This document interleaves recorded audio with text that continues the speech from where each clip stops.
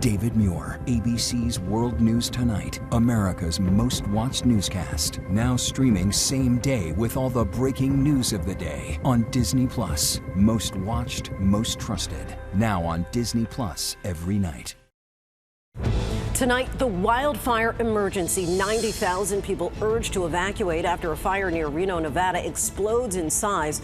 The frantic escape through the flames. Also tonight, Tropical Storm Moke is expected to lash Hawaii with up to 15 inches of rain, the second punishing storm in just days. And thousands are still in the dark in Gary, Indiana, nearly 2 weeks after devastating storms, some living in tents. When will they finally get relief? Also developing, 2 Phoenix police officers arrested and fired after officials say they failed to report a violent traffic stop. New details tonight on a cyber attack in Britain that knocked an energy facility offline for days. Authorities say it happened at the same time multiple water plants were targeted in the U.S., allegedly by Iran. The extraordinary meeting just revealed. Sources tell ABC News the president's son-in-law, Jared Kushner, met privately with House Democratic leader Hakeem Jeffries just weeks ahead of the critical midterm elections. What they discussed, plus the escalating trade war between the U.S. and Canada, which prices could be going up. The mystery deepens. New video shows groups of people emerging from New York City sewers. The new warning tonight. Split-second decision. A young pilot reveals why she had no choice but to crash land a small plane into the Atlantic Ocean. The incredibly rare sight. What was spotted swimming off New York's Jones Beach? The breakthrough DNA technology used to identify the remains of a 9/11 victim 25 years after the attacks. Could this help provide closure to the families of more than 1,000 World Trade Center victims? Plus, an ABC News exclusive, Hayden Panettiere's mother opens up about the actor's tragic death.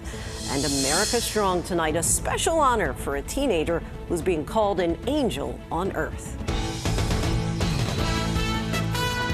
From ABC News World Headquarters in New York, this is World News Tonight. Good evening, everyone. Thanks so much for joining us on this Sunday. I'm Linsey Davis. We begin tonight with the wildfire emergency in the west. The inferno near Reno, Nevada, surging in size. At least 90,000 people are now being urged to evacuate their homes. Gut-wrenching scenes. This man racing through the flames to escape. Officials say the out-of-control hawk fire may have been set intentionally. Several homes and businesses have been destroyed, and at least 6 people have been injured, including 3 first responders. The extreme heat is fueling the flames as a tropical storm lashes Hawaii. Our weather team is standing by with the forecast. But first, Melissa Adan leads us off tonight from the fire zone.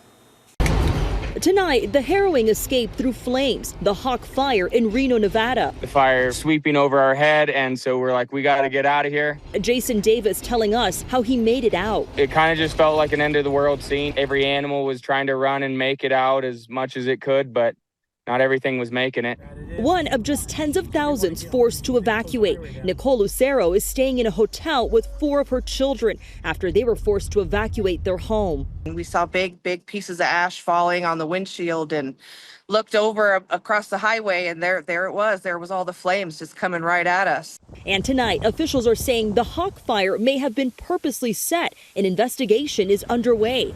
Exploding in size overnight, now over 15,000 acres, destroying homes. Burning close to the city's densely populated foothills, families filling up shelters. One little girl still wearing her cheerleading uniform. Jennifer Alvarado evacuating to a Red Cross shelter with her 6 children. Scary. I have 6 kids. I take care of my mom and me and my husband, and we had to get out. The flames jumping US 395, parts of the highway closed in both directions. 3 people and 3 firefighters injured from the blaze. Firefighters battling near 90-degree conditions as they tried to get a handle on the flames. Tonight, Hawaii facing the second tropical storm in a week.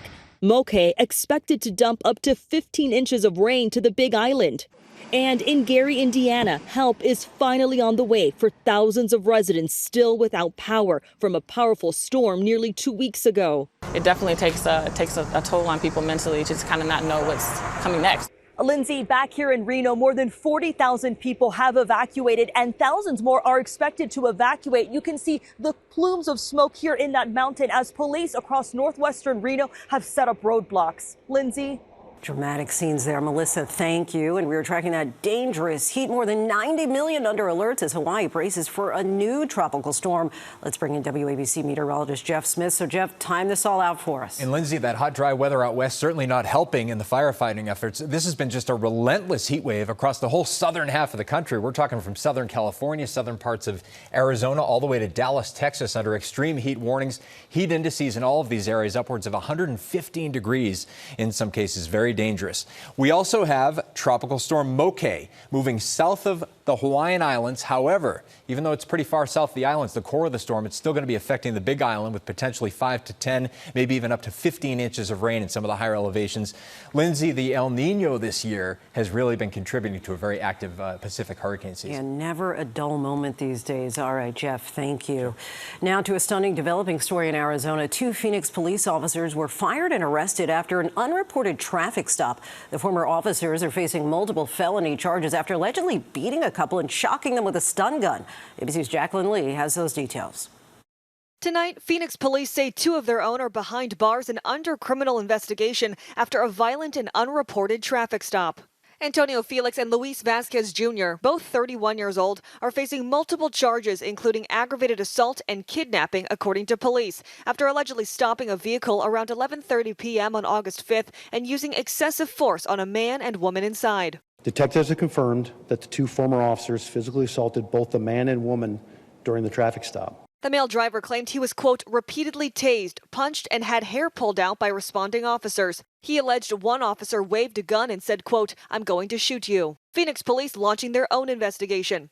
Probable cause documents state both Vasquez and Felix confirmed their participation at a traffic stop. Both claim the driver and passenger, quote, did not follow commands to exit the vehicle. Neither officer activated their department-issued body cameras. There is significantly more information uncovered demonstrating the egregious criminal conduct committed by these officers.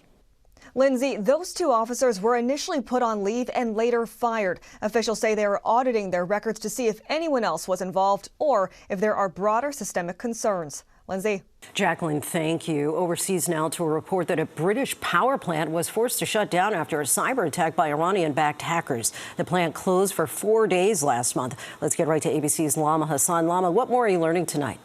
Linsey, a small-scale energy generator was attacked and shut down for 4 days. The Telegraph newspaper reporting it was an Iranian cyber attack, the first of its kind in the UK. British officials insisting there was no threat to the wider grid. Nobody lost power, but the government is taking this incident seriously. The incident reportedly taking place at the same time as a series of other attacks targeting dozens of water treatment systems in 7 U.S. states last month, also believed to be carried out by Iranian-based hackers.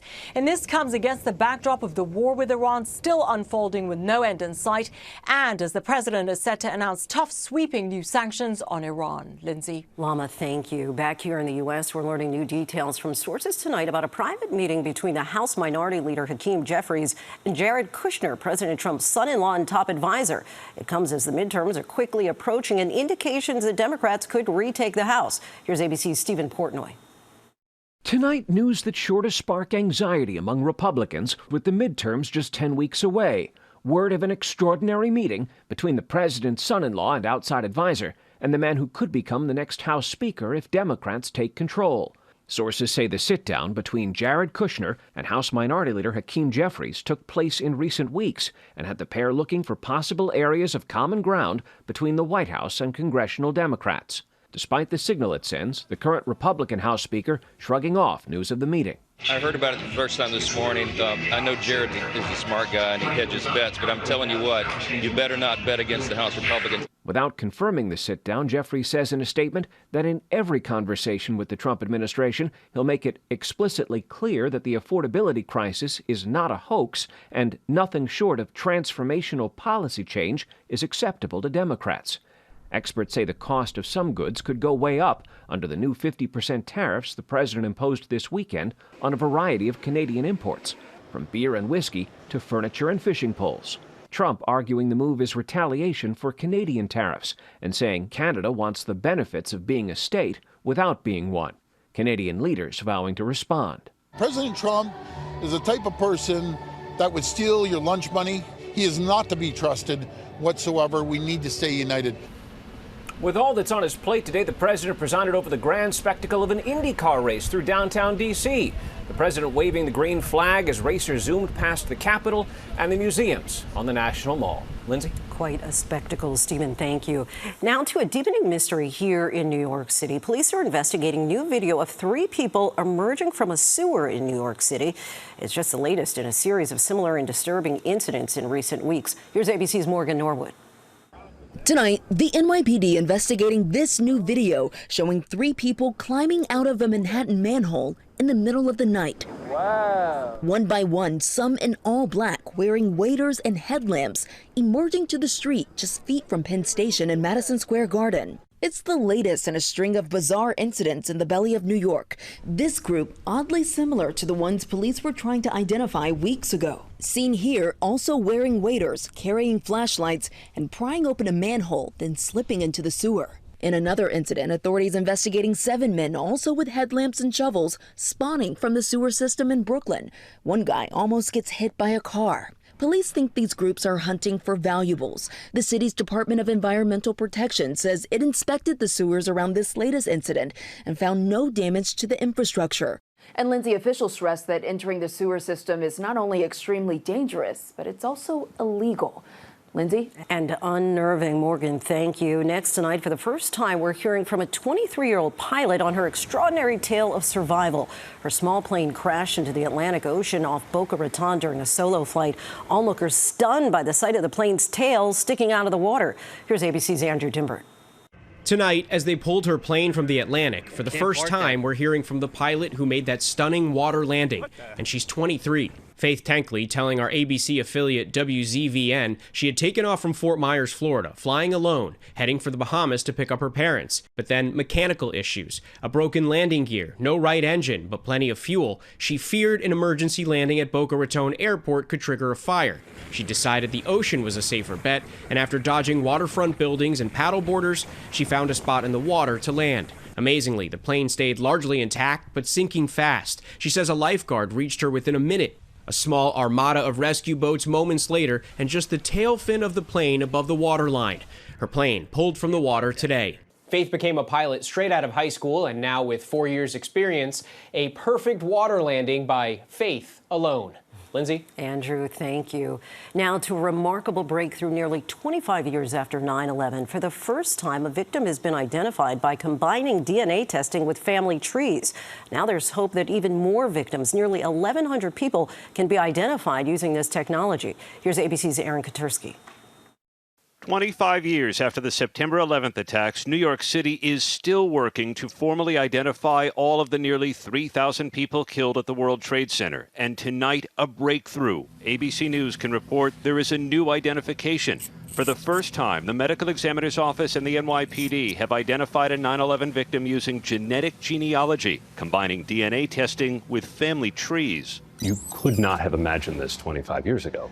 No, the technology that really wasn't there, and it's growing every day. It's amazing when we get a possible new ID, and then when we are able to confirm it and know that now another family is going to have that information. Having one positive confirmation means it's possible for more families going forward.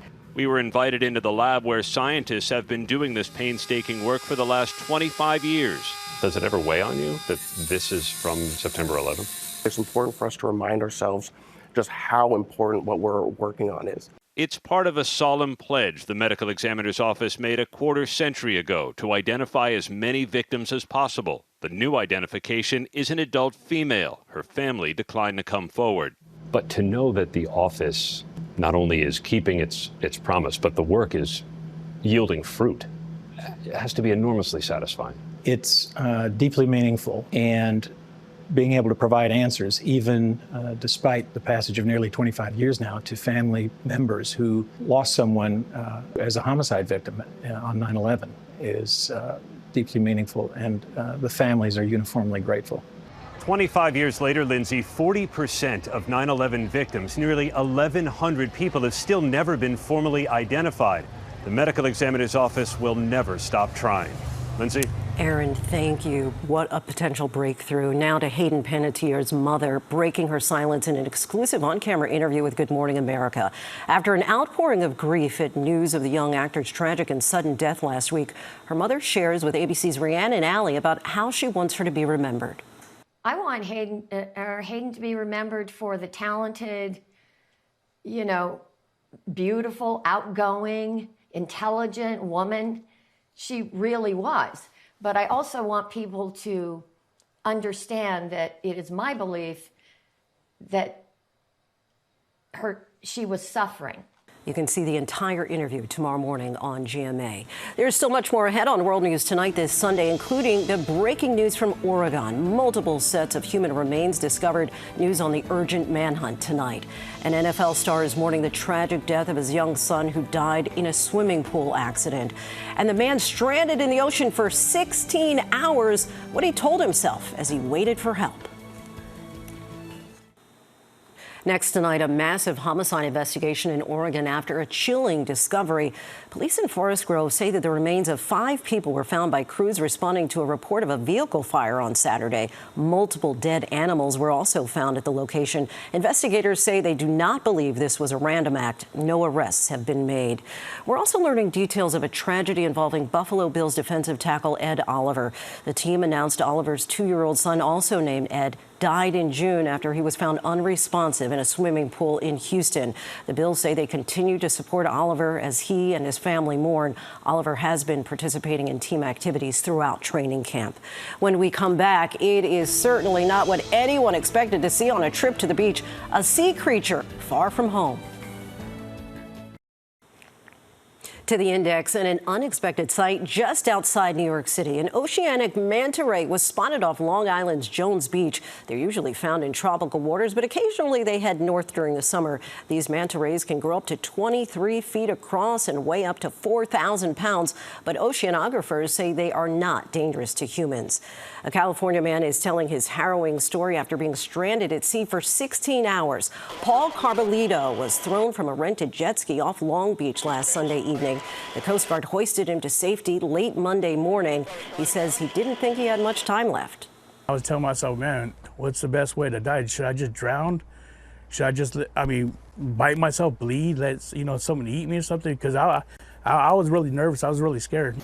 Carbolito has been treated for pneumonia. He says the ordeal has given him a new sense of purpose. Next, an update from Dolly Parton on her health. The entertainer tells People magazine she's dealing with some issues that she didn't pay attention to when she was watching over her husband, Carl, who died last year.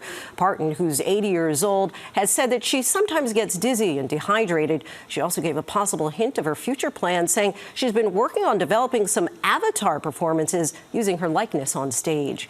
When we come back, America Strong, an act of kindness seen all over the world. Finally tonight, America Strong, the teenager who did the right thing at the right time. We first introduced you to Arizona teen Royal Cothran last month. On 2 wheels, he could be a bit of a daredevil, flirting with gravity. But on a recent ride through his neighborhood, it wasn't a stunt that made him stand out. The then 13-year-old was out on his bike as temperatures climbed above 100 degrees when he noticed a woman walking alone along the side of the road. She appeared disoriented, struggling in the unforgiving Arizona heat, and Royal stopped and asked where she lived. I could look it up on my phone if you want me to. Wearing his meta glasses, the camera captured what happened next. I don't think there's any apartments around here, I can tell you that. Really? Which way would they be? She just looked like something was wrong, so I started talking to her. The woman, named Teresa, had been out shopping. Somewhere along the way, she missed a turn, and before she knew it, she'd wandered 2.5 miles off course. I knew it was hot. She was sweating. So first he helped her find shade, and then her way back to the people who love her, coaxing her to remember her son's phone number. He was able to reach her family and stayed by Teresa's side until the Gilbert Fire Department arrived. The outcome could have been much, much worse. Teresa recently celebrated her 76th birthday surrounded by family. And word of what Royal did traveled far beyond that Arizona road, with messages pouring in from across the country and around the world for him and his mom. What a wonderful young man to help this lady. An angel on earth sent that very moment to protect that woman. Just last week, the town of Gilbert honored Royal with a Citizen Hero Award. And for a teenager who sometimes likes to live life on two wheels, perhaps the most remarkable thing he did that day was knowing when to stop. Royal setting such an example. Thanks so much for watching. David Muir right back here tomorrow night. I'm Linsey Davis in New York. Have a great evening. Good night. David Muir, the most trusted, most watched newscast in America. And now, World News Tonight has won the Emmy for Best Live News Program for the 4th year in a row.